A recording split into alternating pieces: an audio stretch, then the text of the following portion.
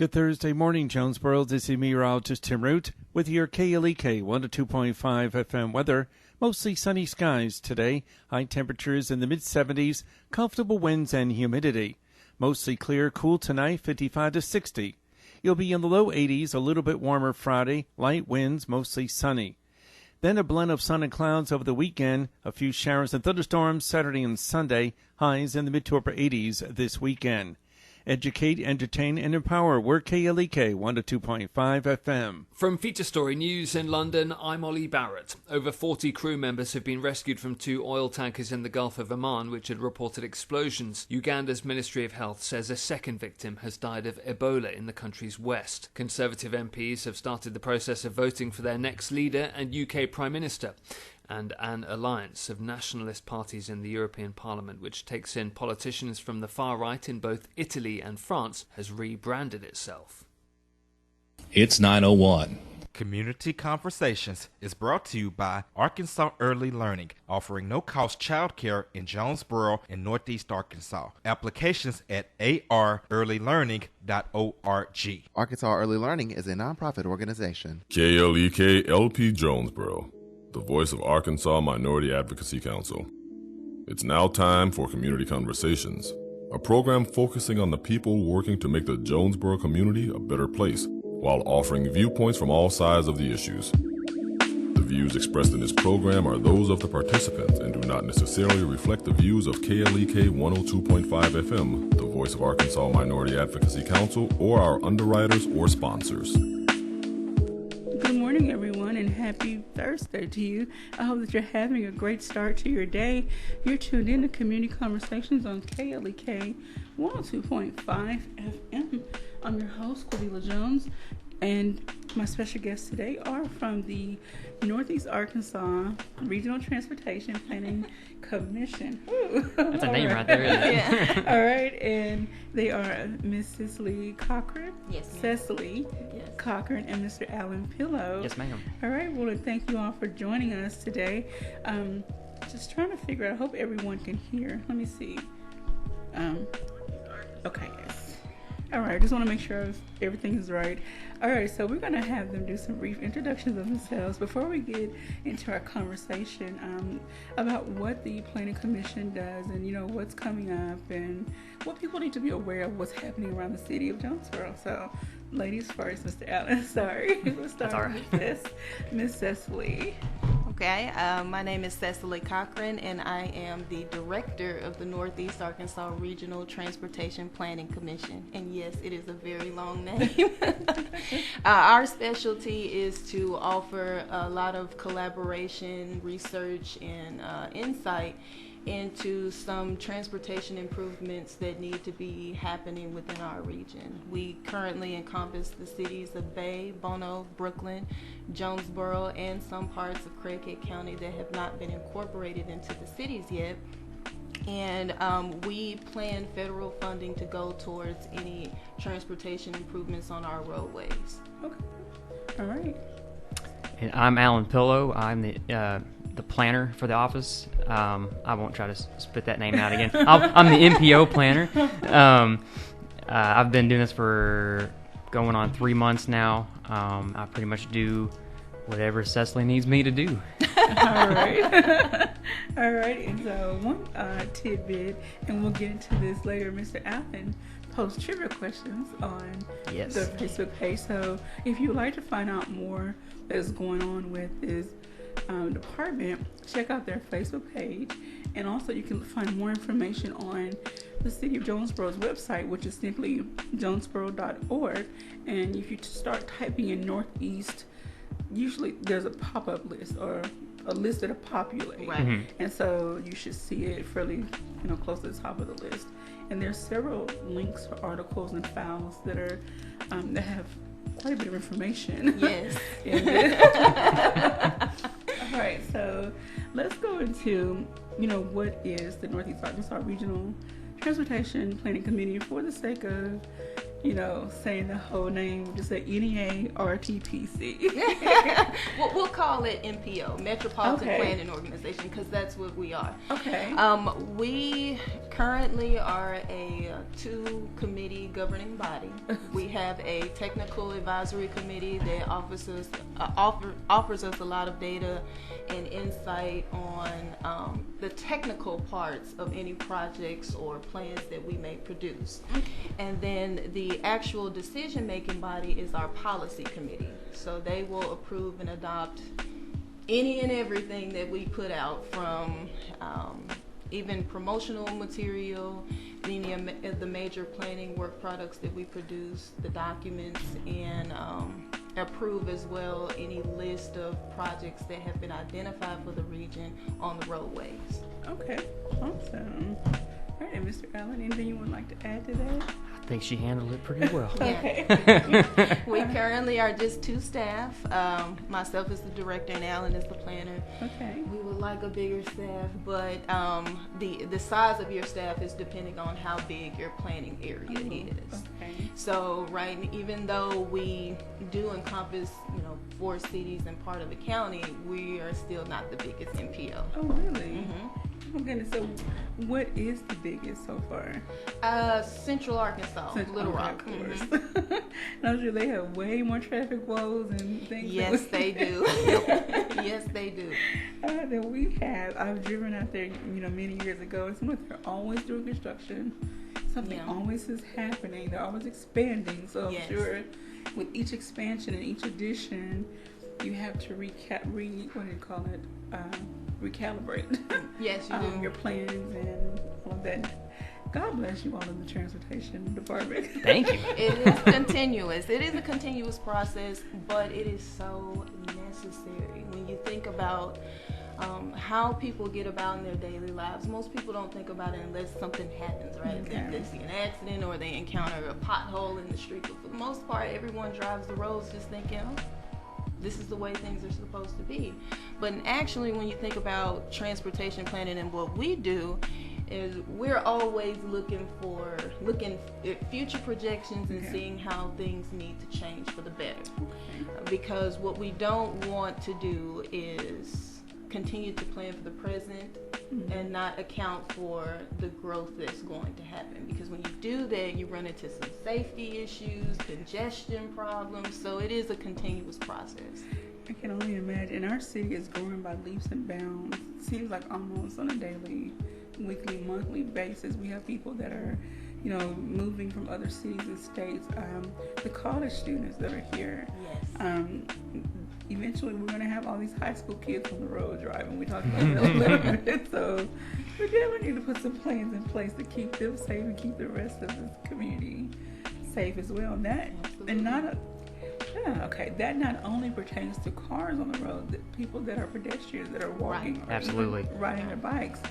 You all have to plan around all of those entities. So, kind of walk us through, give us a snippet. I know the city is so huge, so give us, a snippet of an idea of how you go about planning. Let's just take the area between Highland and Caraway. Okay. Well, Highland, Caraway, going up to Washington. Just kind of give us busy places. Very busy places. What I can say is, for the most part, for our region, so Jonesboro is the largest city that we serve. Okay. And for the most part, throughout really Northeast Arkansas, everything has been car-centric. Okay. How to get the cars there faster and safer. Okay. And what we've realized through the research and even speaking with members of the public, we have such a large population of pedestrians, cyclists, and even transit users. Oh. And it's continuing to grow consistently. Every year there's a new dynamic and needing some type of expansion or accommodations for these people. And currently when we're looking at Caraway and Highland, especially the intersections, which are a major concern for safety because that's where a lot of our accidents happen, we're having to look in how to then redesign the intersections to make them safer. The timing of the traffic lights. Just recently, the city of Jonesboro is looking into applying for a grant for Caraway Road to expand it to widen the road to allow for, because eventually if you go all the way south on Caraway, it goes into 2 lanes, kind of bottlenecks in 2 lanes, and it's still kind of dangerous because there's a school down near there and there's nowhere for the kids to walk. So we're now thinking of how do we incorporate pedestrian and cycling infrastructure in the roads? How do we, what is going on in our intersections that is causing so many wrecks and serious wrecks, not just a slight bump, but maybe T-boning where you have one car they're kind of hidden towards in a fork. So we're looking at data, and we're working with the local engineering department and planning department to try to see where we can fit in what we do. Now we do not enforce. We can only recommend. We can only offer guidance. But we have such a good working relationship with the cities that I think that we're well on our way to becoming a multimodal city. Wow. I want to ask this question. This is derived from recent accidents, and I say recent as of yesterday, on Caraway and Washington, right in that little, was it Washington or Matthews, that when you turn off where the transfer station for Jet I believe that's Matthews. Matthews. There was a truck that turned over, turned the corner, and whatever happened, the truck flipped. And so that's the second accident that I'm aware of so far, like within a short time span. The last time, of course, the road conditions were wet, and there was other factors in play. But okay, so because of that information, will you then go back and say, okay, let's look and see how we can either put up signage or recommend that signage is put up, or how can we need to put like little speed bumpers or something, some caution things to make people either slow down or take more caution when turning that curve. So the weather is a big influencing factor when it comes to crashes. Weather and probably time of day. Okay. We do look at those aspects, and depending on where the accidents are happening, because there's also an engineering component. They have guidelines that they have to follow with what they can put in certain areas, and how does that eat into different properties right away. So they have to think about all of those things before we can make a final recommendation. And also too, sometimes certain types of accidents are kind of an isolated incident, almost like a fluke. Yes. Like how did that happen? And so when you're dealing with things like that, especially if you have multiple accidents at the same stop, engineering will kind of look at that and see what's going on in that area to see what would necessary, because what was the cause? Were they going too fast trying to turn the corner, or did the tire give out? Or, so there's a lot of factors that they have to look into first before deciding to put something into place. Right, and I'm sure you'll have to coordinate really well with the local police department and others that are involved in traffic monitoring. Or do you, I'm sorry, I guess I should ask, do you coordinate? I shouldn't just presume, but do you coordinate with the local police department, look at traffic accidents, or do they coordinate with you? We get a lot of our crash data from the State Department. Because we're a regional organization. We don't just look at local crashes. We have to look at all of the crashes that happen within our area. And a good number of them do occur in Jonesboro. So there is a lot of collaboration with that. And we do produce safety reports. We currently have one now. It's on our website as well. And it's called a Move Safe Action Plan. But it provides, I produced it last year, and it provides just an analysis of crash statistics in our area. And a lot of that information, because the local police submit their crash reports to the State Department. So all of it's connected together. While I don't personally get the reports from Chief Elliott, but he does submit it to the state, who does give it to us. All right. I want to ask Mr. Allen, and I'm asking this 'cause, again, I really love the trivia questions. And, thank they you. help open my mind up and make me think about my driving experiences. There was a question once about, traveling behind farm equipment or passing. It was something dealing with farm equipment, and it's been a while ago. But unfortunately, there was an accident. I saw a report on Facebook and the K8. I read different little news articles, and there was an accident. Someone passed the tractor and caused a really bad accident. And so I don't think people take into consideration that accidents do happen more often than not in the rural areas. So, yes, ma'am. Because you do encompass Bay, Bono, and other parts of Craighead County, what kind of planning goes into looking in the rural areas? How do you have to look at it, analyze it different than the inner city? Well, sure. I think at the end of the day, we still have to look from a data perspective when we get our stuff in. So from that aspect, unless we have a series of events that happens in one area, we wouldn't really know that was a specifically unless there were like 3 tractors that were involved in the same incident in the same area, it would be difficult to plan for that consistently. So usually we just have to go off of the data that we receive to keep that going. But we actually, when we do receive that crash data, another thing we're doing with that, we produced some maps, and we are using that with our technical advisory committee. Okay. And they are going to use that to kind of help steer towards potential projects in the future for our long-term plan that we're working on right now. Okay, that's awesome. So again, I want to direct you all to their Facebook page, which is Northeast Arkansas Regional Transportation Planning Commission.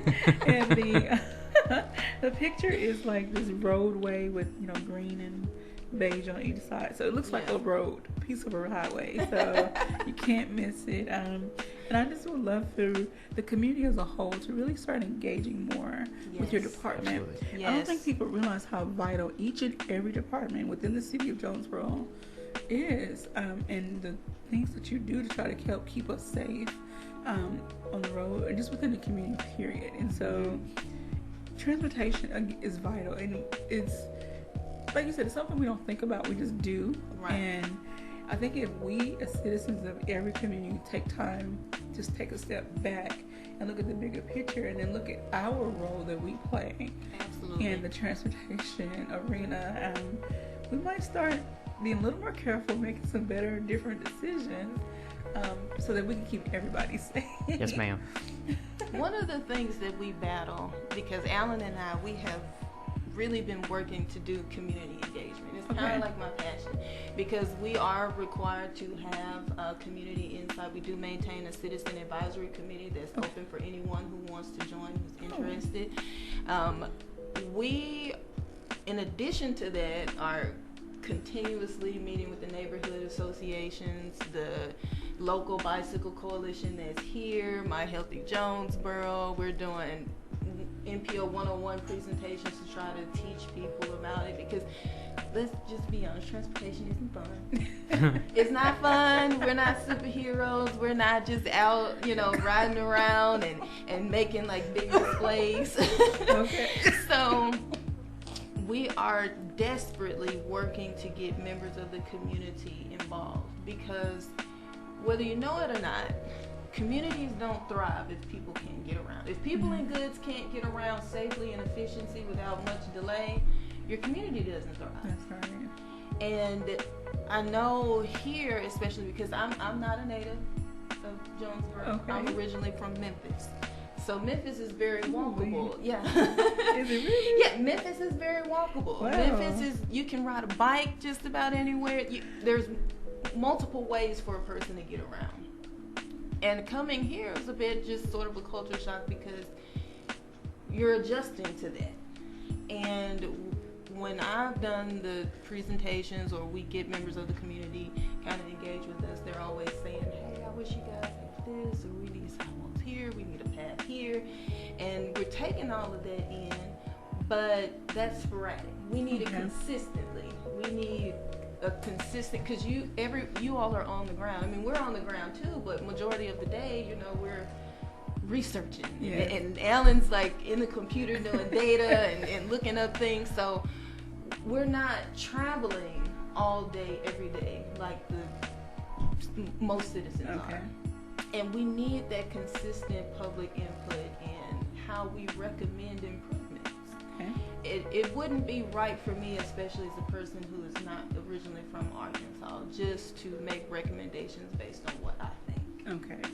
It has to come from people who have been planted here for a while, who know the area, they know what's needed, they know where the activity is, and that's why I'm desperately drawing in public input on any insight that they can give us regarding improvements needed in the area. That's awesome. We're going to take a break here in a moment, so I don't want to get too deep into another question. When we come back, I was scrolling through and I was looking up some of the trivia questions, and I noticed the one that is about air pollution. And it says, according to the Federal Highway Administration, approximately how much of the air pollution produced in the United States is directly linked to transportation? I'm not going to try to answer this. I think I got it wrong. However, Mr. Allen, can you give us the answer? Is 25%, 15, 65, or 35? Yes, ma'am. It's 25% of the air pollution. So when we come back, I want to get into, do you also look into ways on how we can increase the quality of our air based on the types of transportation and the fuel that is using? Do all of those factors come into play when you're planning and making decisions? Yes, ma'am. All right, so you're tuned in to Community Conversations on KLEK 102.5 FM. We're going to take a quick break. When we come back, we'll be speaking with Ms. Cecily Cochran and Mr. Alan Pillow from the NEA RTPC. We're going to keep it short today. All right, don't go anywhere. We'll be right back after these announcements.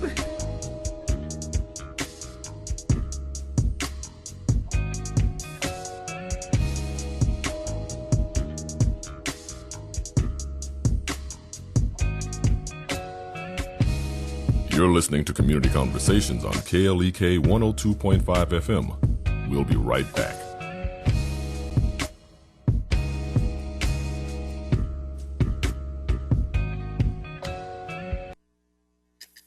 Do you think of yourself as the leader of your family? I'm Mark Merrill with today's Family Minute. Great leaders build strong families. Here are 3 tools to help you lead your family well. Tool 1, love. Loving your spouse and kids is key to building a stronger family. Love must be your highest priority. You must love your family well to lead your family well. Tool 2, serve. Serving your family and putting their needs above your own shows you want to help them succeed in whatever they're doing. Tool 3, care. Provide for their needs and protect them physically and emotionally. Lead your family by loving, serving, and caring. For more on leading your family, check out my podcast at markmerrill.com. Remember, your family first.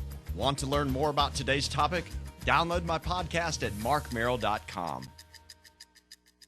Family Minute is made possible by the Kappa Nu Omega chapter of Alpha Kappa Alpha Sorority Incorporated, a nonprofit organization committed to service to all mankind. Kappa Nu Omega Alpha Kappa Alpha on Facebook and KNOMEGA1908.com. Family Minute is brought to you by the Gears Foundation, a nonprofit organization providing students with assistance in their academic and career pursuits. Gears Foundation on Facebook, Gears_Inc. on Instagram, and the Gears Foundation at gmail.com. On June 4th, 2019, the Craighead County chapter of the NAACP presented a proposal to the Jonesboro City Council Public Works Committee to rename Johnson Avenue in honor of Dr. Martin Luther King Jr. The renaming would affect Johnson from Dan Avenue to the Jonesboro city limit near Farville Curve.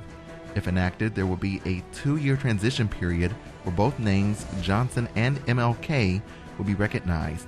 The proposal was referred to the entire Jonesboro City Council, which will take up the proposal at their next meeting, scheduled for Tuesday, June 18, 2019, at the Jonesboro City Council chambers. Those wishing to speak in support or opposition of the proposal should arrive at the meeting by 4 p.m. to ensure a seat, as capacity will quickly be reached.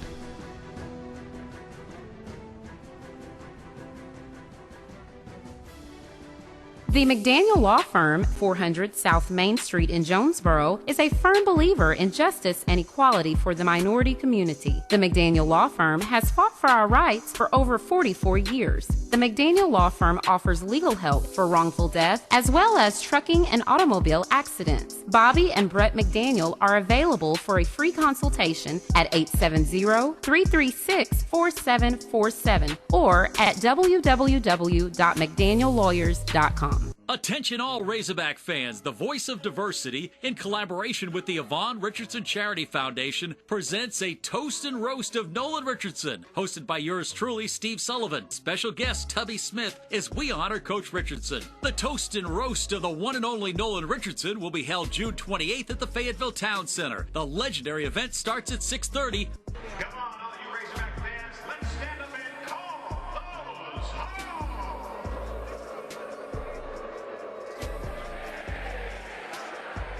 More information is available via Terrell Byers 501-960-1517. The Voice of Diversity is a nonprofit organization. House of Details, located at 3915 East Highland in Jonesboro, is a proud supporter of KLEK, offering detailing on any type of vehicle: basic wash, hand wash, shampoo, interior cleaning, waxing, buffering, headlight restoration, pickup, delivery, and more, with the motto of anything mean we can clean. Details at 870-273-5187. House of Details on Facebook and at klekfm.org.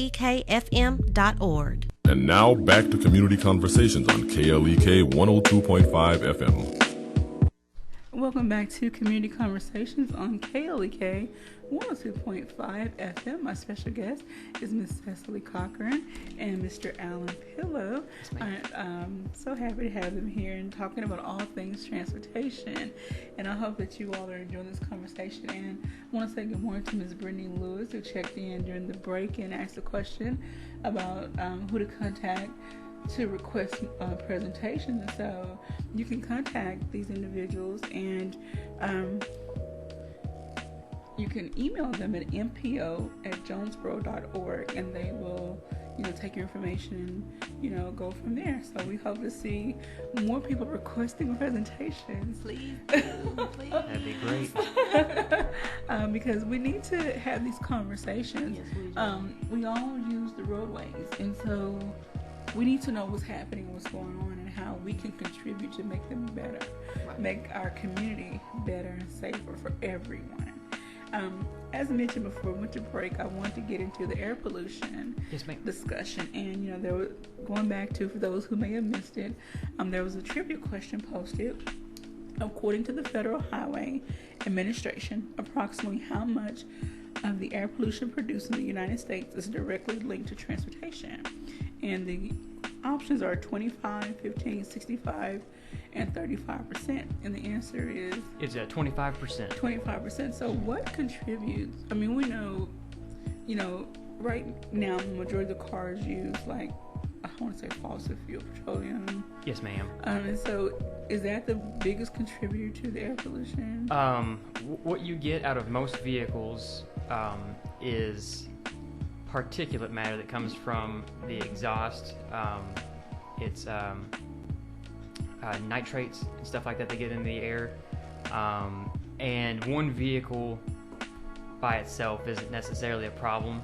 But when you have a growing city, when you have a growing city, the more vehicles on the road, the more of an issue you'll see that. And it is 25%. And when you first hear it, it doesn't sound like a lot compared to two of the biggest sources for pollution in the area would probably be industrial and agricultural. Okay. That's just how our area is set up. But 25% still isn't a small number to kind of forget about. So it definitely it does have an effect. And I think we often don't take into account all the service vehicles that are on the roads, yes, and the different types of fuel they use and how many miles they travel and the trains. Like, okay, Right. does that, I didn't even think of that.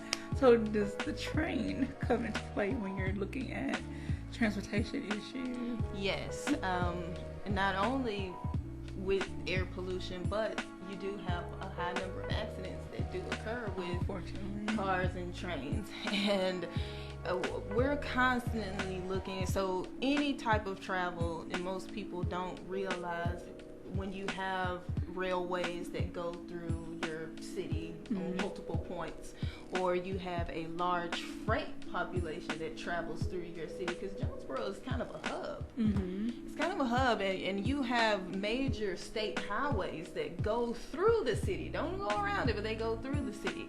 And so when you think about that and how that not only affects the air quality, but it affects, safety, because people get hit by trucks all the time. I think it was last year, a truck hit the bridge, that overpass, and it blew up. And so you have to think about how to make everyone safe, because you can't stop trains or trucks or cars. You can't stop people from using whatever mode that they have to transport goods and people. So when you think about transportation planning, we kind of look at it in all aspects. And I'm so happy, very proud of the city of Jonesboro for actually currently working with their industrial park. They just received a grant to kind of make their tracks safer. Okay. So, I mean, things are happening. Most people are just never pay attention to it.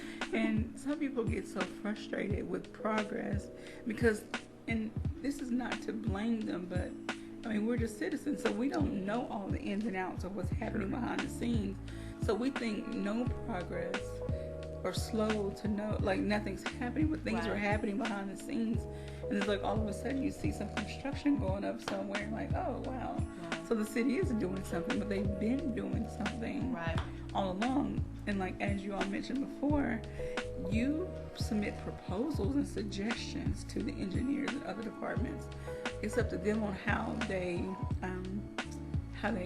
go about carrying it out, and what they feel is best for the citizens of each community. So you can't just go around doing stuff just because.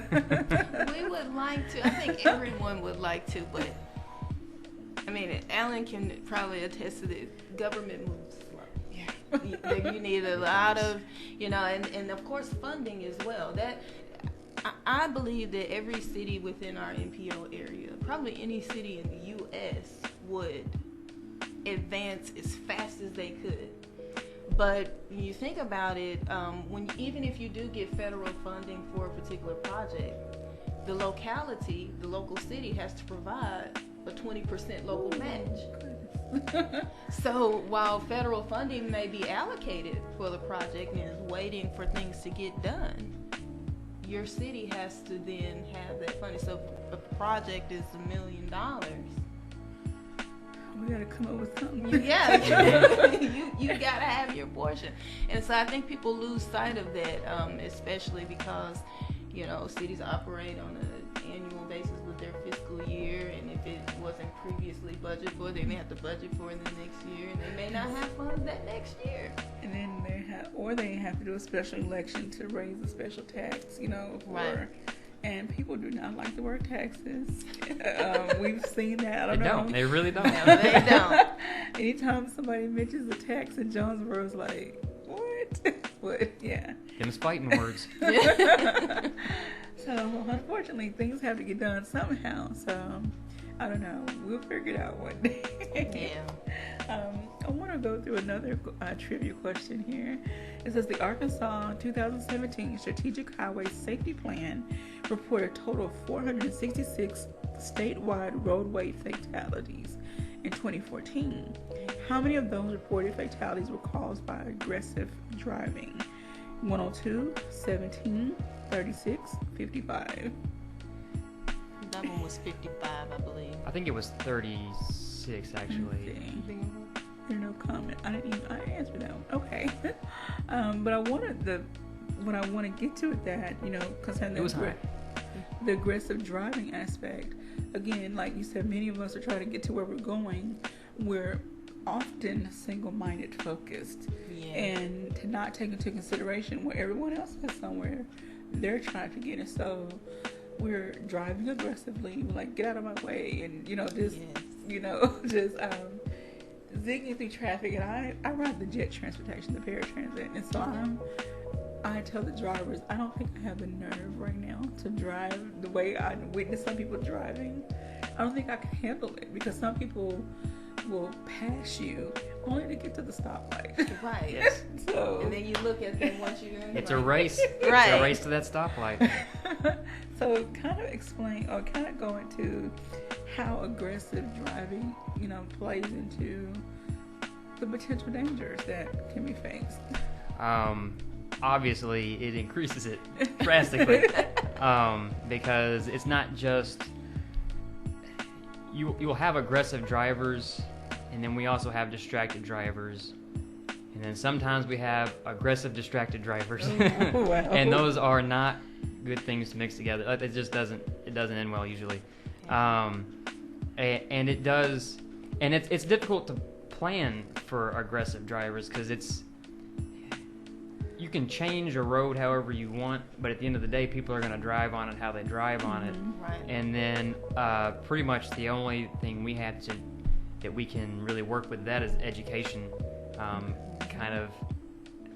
People just need to understand that they're not the only ones on the road, and that person that they cut off 30 seconds ago could have been an elderly person. I don't know. A lot of people don't want to drive 70 miles an hour in the middle of town. No. I think sometimes, too, what I have found, even in speaking with people, so people tend to be brutally honest with me during my presentations about how they drive, which I'm very shocked, but they tend to be brutally honest. I think a big common thing for most people is that they're aggressively driving against the car next to them and forget that there's actually a person inside. Wow. They don't view pedestrians and cyclists as people. They see them as an obstacle in my way. Serious disconnect. Wow. Yes. And it's not until something major happens with an accident, or someone's really hurt, or their life is lost, that they're like, oh my goodness, that was a person. And I think that attitude here needs to change. I was talking with a gentleman at one of my one-on-one NPO presentations, and he was serious, and he was like, and I see pedestrians and they're walking slowly across the street and they're in my way. I was like, but the road belongs to everybody. Right. It's not just one. I think when a person gets in the car, something in their brain clicks and they think, this is my road. Right, and everything else that I encounter is an obstacle, and it needs to move because I've got to get where I'm going. Wow. And the reality doesn't set in until they hit someone or hurt someone, and then it's like, oh my goodness, that's a person. And I think the attitude here, that definitely needs to change, because we're a community, we're a region, and anyone, that could be your father, mother, brother, anyone that and I think that people, before they get behind the wheel, or before they walk or so, or just need to think about that, because we want everyone to arrive safely. We want you to be able to use the road efficiently, but we also want you to be able to arrive there safe and in one piece as you left. And so I think everyone owes the next person a sort of a duty of care, and think about that when you're aggressively driving, because even when people aggressively drive, you don't really get to your destination fast. You don't. You maybe by a minute or two. It's not that you're going to get there in 30 seconds in the teleport. And so, especially here in Jonesboro, things are within reach within 10, 15 minutes. It's not a big delay. And so I think people just need to keep in mind. I'll tell you what I get a huge kick out of is when you do see an aggressive driver, and like you said, they want to be the first to the light, and they'll swerve in and out of traffic, and then they'll get to that red light, and then you'll slowly pull up next to them and be like, just look well, yeah, you did it. Right. Kudos. And now we're both here. So you just endangered some lives trying to, make it to the light, and we're both stopped at the same place.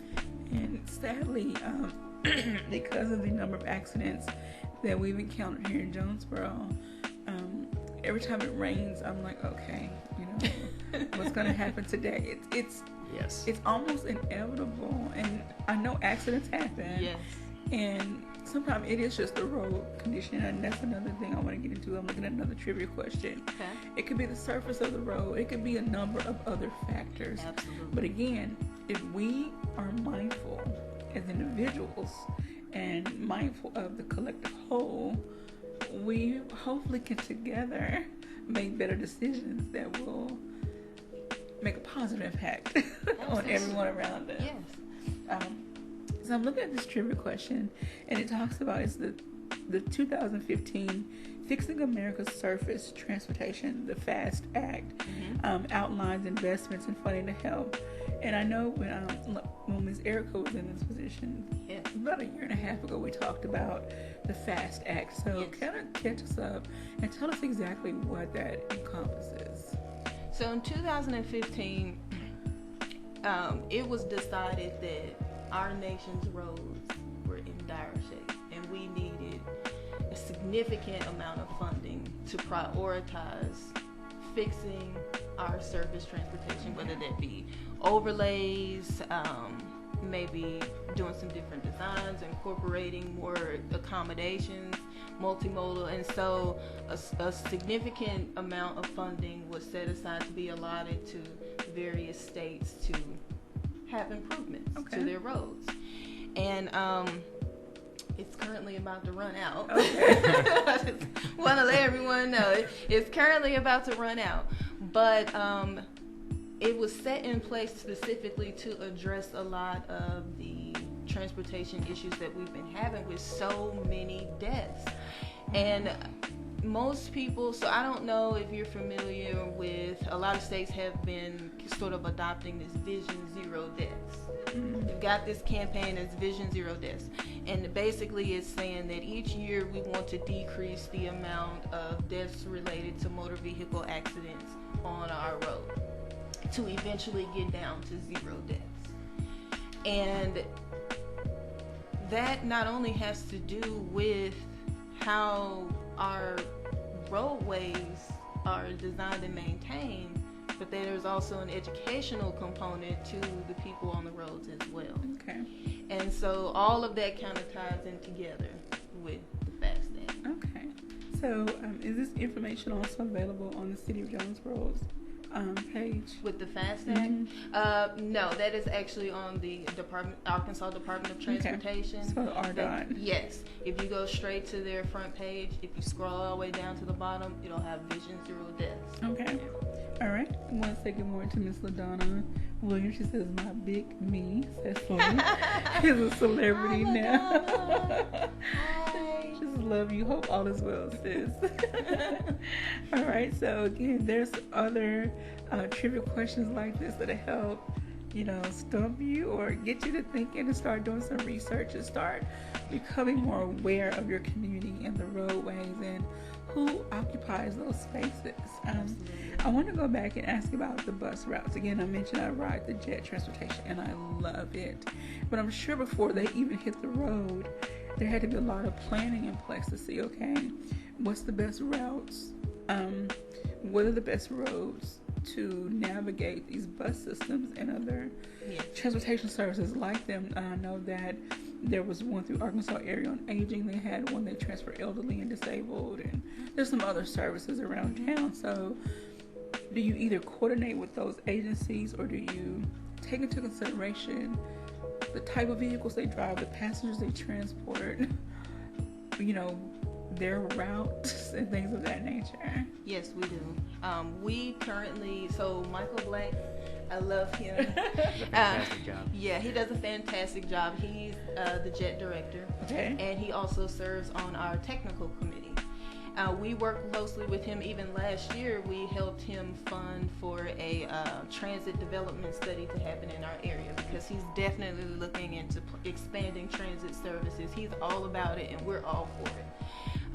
With his design of the routes, I can't exactly speak for him, but I know him well enough to know that the way that he's chosen them in the directions that they're currently going in now are lead to some of the busiest roads and places that people routinely like to visit. and it's mainly kind of sort of in the heart of the city and leading to ASU and downtown. But he wants to expand it. Okay. And he's currently looking at, so in the transit development study, which if you go onto the City of Jonesboro page and go to JET, the entire study that was done, the plan that was written for that is on JET's first page. Okay. He's looking into instituting adding more buses to expand the service, make the routes bi-directional so your wait time for a bus is cut short. He's looking into possibly different routes going to the movie theater and even connecting to Babe, Bono, and Brooklyn. Yes. Yes. Now, all of that does depend on funding, but he's got a plan. Okay. And slowly but surely, I think he is definitely looking into how, because when he picks a stop, it definitely depends on where the stop is. He has to look into traffic, how traffic will behave, because if you load and unload passengers, you don't want people waiting in the middle of the street and everything. So he does look into those safety components, and we are definitely here to support him in getting that done. And I think since I've been riding, I have become more aware of the bus stops, and I get to see some of the people where they stop.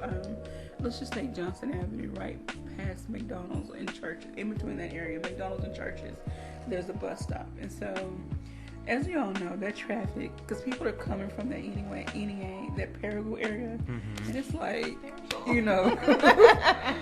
a bat with gasoline drums. That's the route I come every morning. And so it can potentially get congested.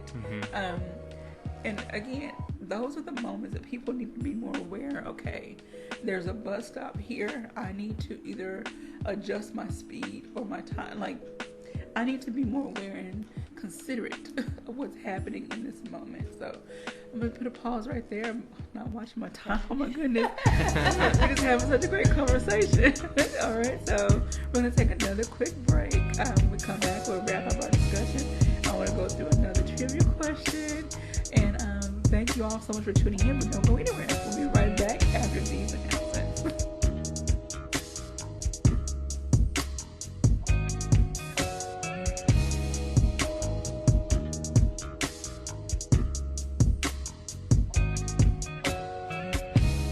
You're listening to Community Conversations on KLEK 102.5 FM. We'll be right back.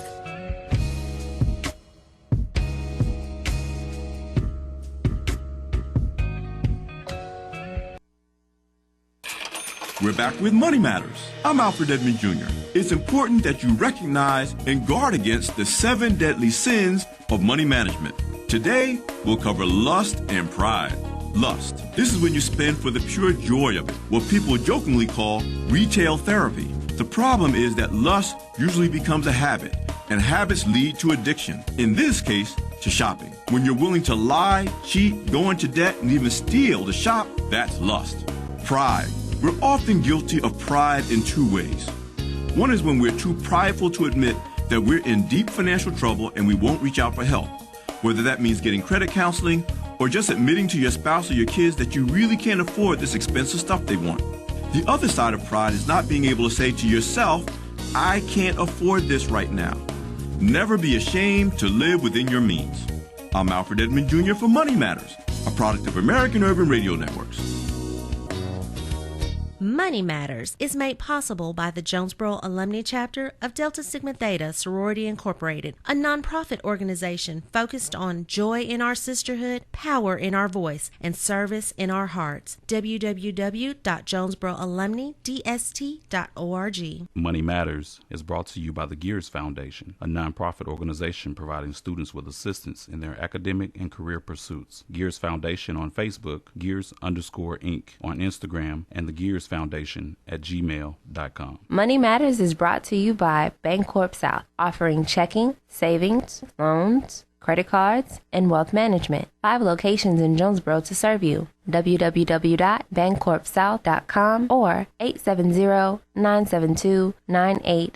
LEK 102.5 FM will host our second annual Juneteenth celebration Saturday, June 15th, starting at 10 a.m. Parker Park Community Center, 1506 North Church Street in Jonesboro. This year's theme is fulfilling the dreams of our ancestors. There will be speakers providing educational information, our sweet potato pie contest, barbecue cook-off to see who's the best on the grill, head wrap competition, and line dance-off. Prizes will be awarded for each competition. There also will be bounce houses and games for the whole family to enjoy. Special Juneteenth t-shirts are also available for sale. We would love for the community as a whole to be a part of this celebration. If you would like to be a part of our Juneteenth celebration or enter any of our Juneteenth contests, visit our website, klekfm.org, or call us at 870-277-1080.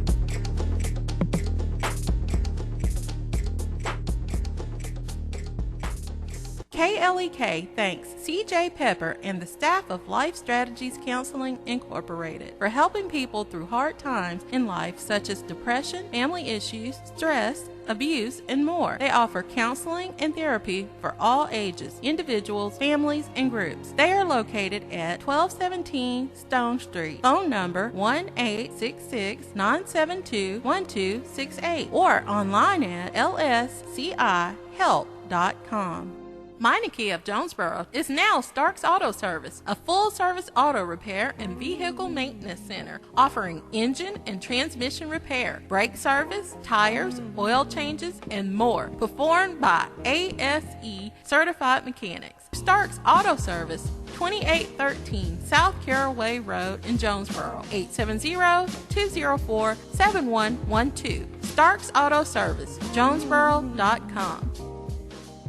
The Kappa Nu Omega chapter of Alpha Kappa Alpha Sorority Incorporated was chartered on June 29, 1975 in Jonesboro, Arkansas. AKA was founded on a mission comprised of 5 basic tenets, which are to cultivate and encourage high scholastic and ethical standards, promote unity and friendship amongst college women, study and help alleviate problems concerning girls and women in order to improve their social stature, maintain a progressive interest in college life, and be of service to all mankind through programs of educational enrichment, health promotion, family strengthening, environmental ownership, and global impact. More information about the Kappa Nu Omega chapter of Alpha Kappa Alpha Sorority Incorporated is available at Kappa Nu Omega Alpha Kappa Alpha Sorority Incorporated on Facebook and KNOMEGA1908.com.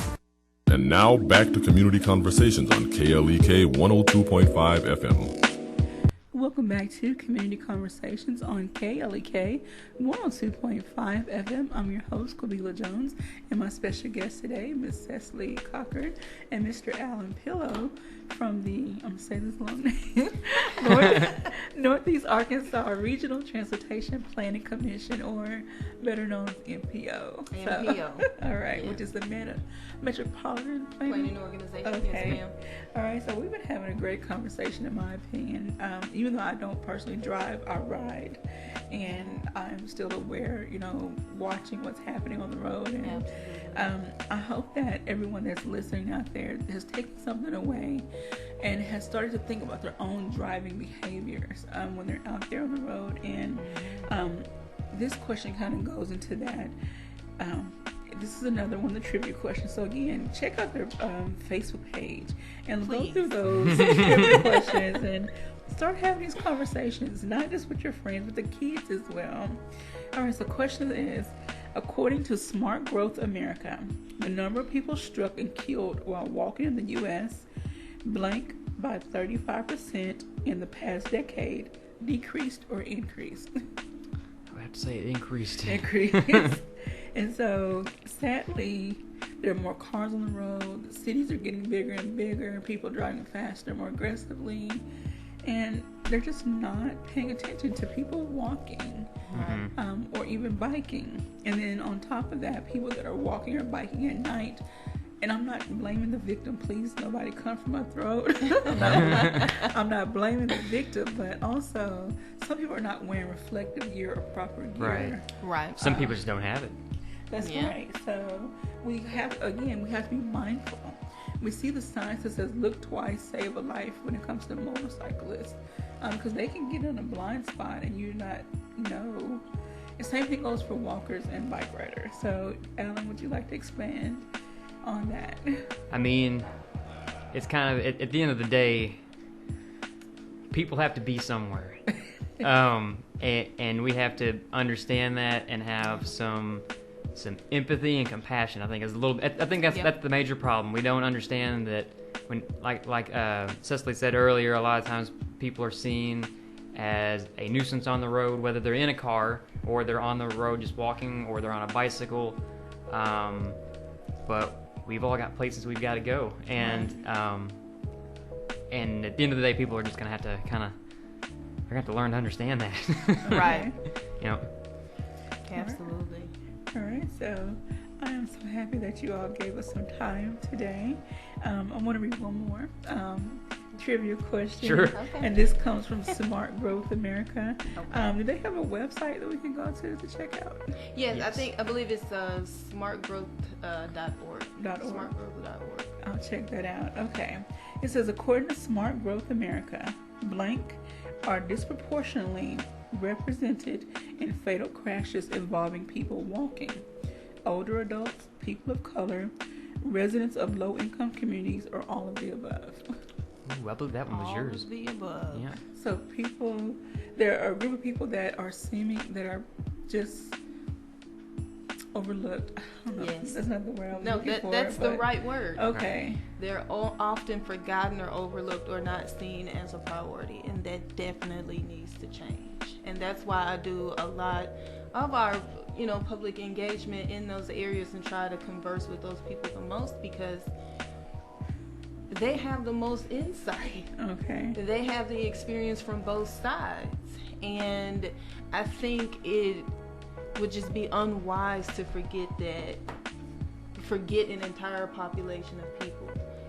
The elderly, disabled, people of color, a lot of the areas where they tend to live or shop and work and eat are forgotten, and that needs to change. All right. And then I want to add another thing I just thought about when you were talking about the elderly. Some of those people, and not just elderly, disabled people, people with disabilities. They either ride in those electric cars or they use other assistive devices, and those people often get overlooked as well when they're trying to cross the street. Very much so. Parking lot, or you just navigate society. And so again, each person needs to be cognitive and every other person around them. And share the road, please. Share the road. Yeah, share the road. So in our last minute and a half, any final words either you would like to add?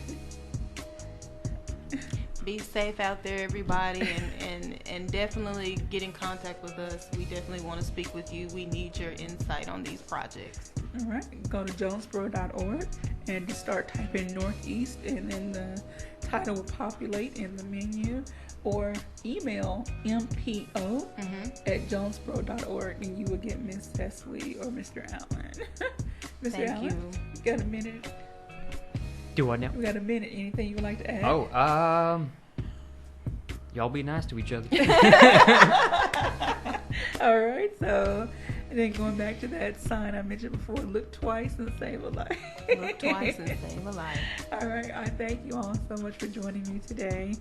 Please, and also want to remind people we have an advisory committee. Citizen Advisory Committee. So please contact them if you're interested in that. And let's get our youth more engaged as well in these conversations. Absolutely. Many of them are driving, and we need them to be safe and learn the rules of the road and just learn how to be more aware and put their phones down. Please, people, look up. Look up. Don't look down. That's one of the number one causes of accident. People are driving or walking there and looking down. Looking down.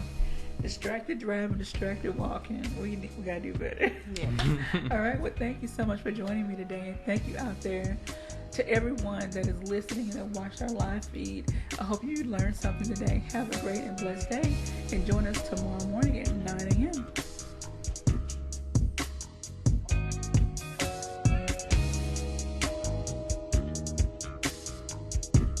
Thank you for listening to Community Conversations